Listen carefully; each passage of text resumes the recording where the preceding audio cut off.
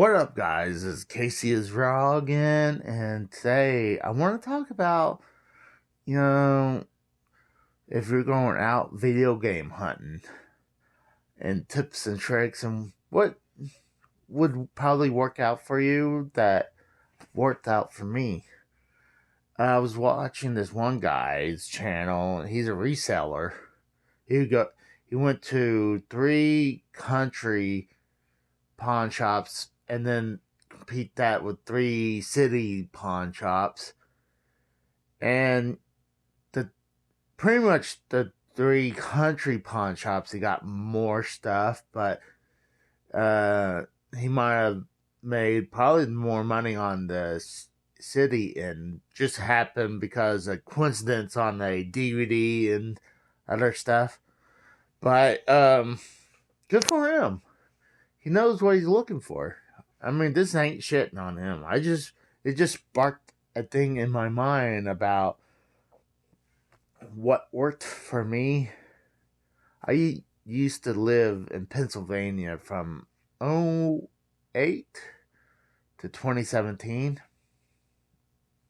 and it wasn't so clear and cut and dry. I mean, there's a bunch of pawn shops up there. There's a bunch of flea markets up there, and there's some game shops up there.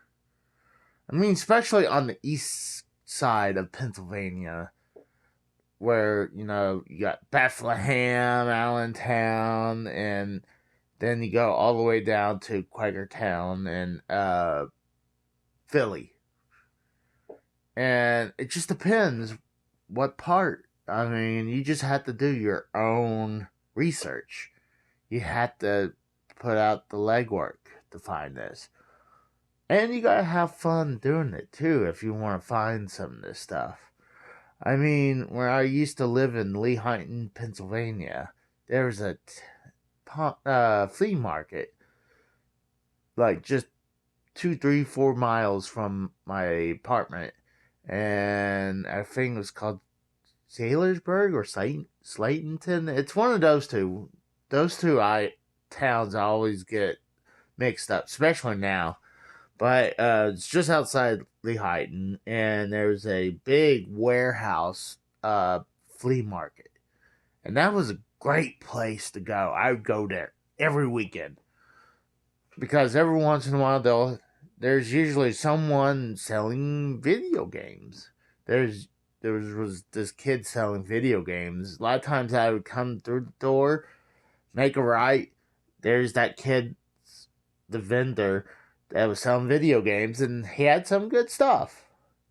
And then every once in a while, you'll find someone have a random couple games here and there. And then there was an auction that I did pretty well in there as well.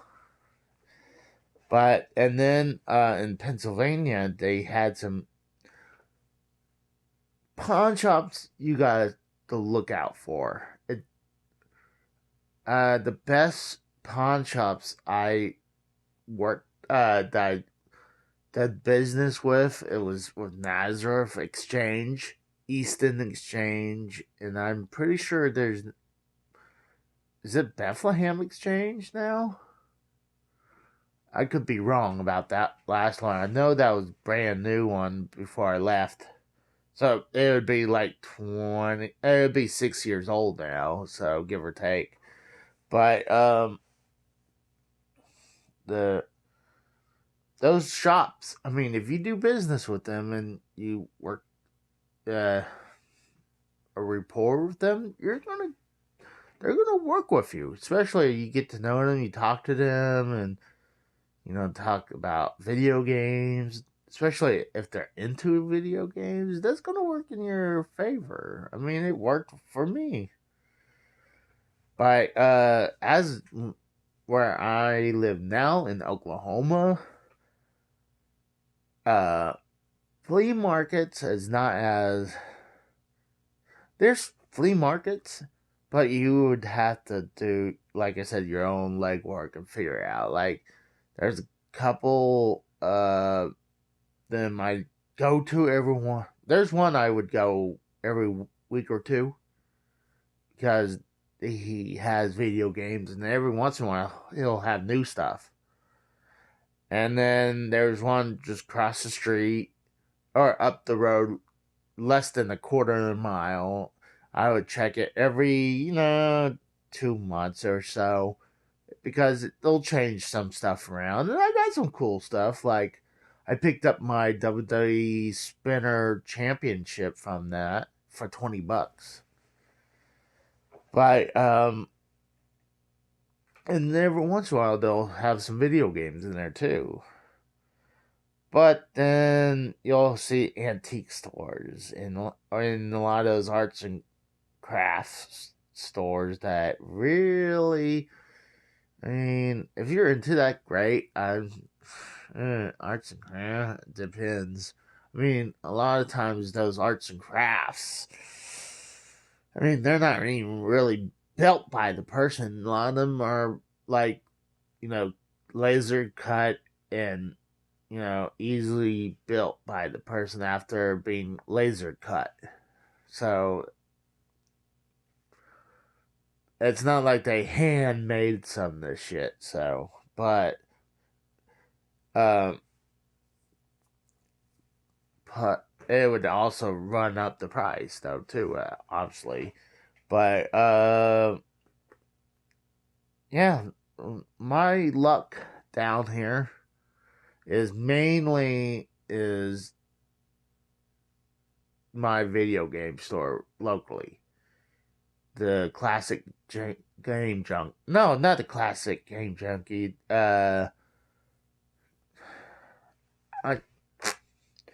Thrill House. Thrill House is the second best store I ever dealt with. The best one is the classic game junkie, and just right outside of Philly in Pennsylvania, honestly. But that's where I would always go there every week. And then I would do my rounds with the vintage stocks locally. And then every once in a while, I would travel far and go hit some game exchanges, other stores like B Villain. There's another one called FTW Games. And then there's game exchanges. And as pawn shops up here, really hadn't that much of luck. Pawn shops down here in Oklahoma. They'll have video games, but good luck finding anything good or a good price on anything that you want. Because I had bad luck down. Well, kind of, because I got a PS4 Pro for about $150, give or take. But it didn't come with no controller, had a skin on it. And then I found out they said, "Oh, it just need an update." Like they didn't have a controller and internet to do that. No, the hard drive was bad on it. I had to replace the hard drive. I could have went back and was like, "This, you sold me a PS4 Pro with a bad hard drive." But screw it, I got a PS4 Pro for cheap, and I use it to this day. But and then the toy store. Oh my god, the toy store. I got a ton of. You see a bunch of these NES game boxes? I got a ton of them from them. Also, not only that, I got them from places like Vintage Stock and then other places. Mainly that toy store, Vintage Stock, and Thrill House. But, I mean, and then, like I said, pawn shops just not, down here is not that great. And then flea markets, they're okay. I never had luck at Goodwills or Salvation Army stores. The only reason I think anyone gets lucky on that is that they check it every day. or they have someone on inside to saying, "Hey, we got something good," but I just never had luck from Goodwills or Salvation Army. They just go in, and if there is, it's just a bunch of commons or sports games or nothing I'm interested. Unless you're trying to fill out a game library of a certain system. I mean, I would say, I mean, I do try to collect the whole NES library, but I'm doing it at my sweet ass time. And I'm trying to collect it at, the way I want it, too. And, I think I'm like well over 500 NES games. So, I mean, a lot of those box games I picked up here in Oklahoma. I think I only had a few box games when I lived in Pennsylvania. I'm sure I could collect more of them, but I was scared how much they were worth. Because sometimes if the game is super expensive, the box is going to be. If the game is rare, the box is even more rare. So, not saying the box would be cost more than the game, but don't expect the box be cheap. But yeah, you just got to do your studies. You got to do your legwork. You have to go out and figure what's working. And a lot of times I go like some of these flea markets that I go, it's like check it out, and then almost sometimes you get a vibe. Like, oh, I got this vibe that um I'm not gonna find anything. Or a lot of times if I see like toys and DVDs, it's like, oh yes, there's gonna be games here. You know that. But if you see arts and crafts, you're like, oh, this might not be good. But just take a spin. Just take a quick spin. Maybe you get lucky. Because maybe there's going to be a vendor selling video games. But, and if it doesn't look like it, just give it like 6 months to a year. Maybe there'll be someone else coming. That's what I do a lot of times. Or even a year and a half. Depends on how I feel about the location. And then, like I said, sometimes some of these places I'll give a couple weeks to give some time to put some new stuff in. But like places that I know I do great, I go there weekly, two times two between once a week to 2 times a week to once every 2 weeks. Depends.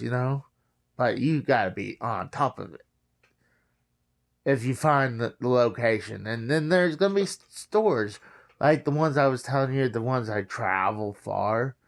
I would do great at them, and then it's not as awesome as the first time. Second time's it's okay. Then the third's less okay, and third's lesser because they're not really getting anything new that often. So that's when you have to give those stores, mainly if they're super far, give them a month. Give them 2 months to see if thing comes in new. I mean, yeah, you might be missing on something later on. I mean, in between, but maybe they'll refresh it. But you just gotta do your own legwork, figure it out, and you know, and you just gotta keep at it. I mean, dude, I got a whole room of stuff. You think this is all I got right here and right there? Shoot. I got this whole giant wall right there. and then all that stuff up there. And then my entertainment center with a bunch of consoles. So, so good luck. Hopefully, you guys, hopefully this helped you out. And I just wanted to try to help you guys. And then you guys have a good day. See ya, guys.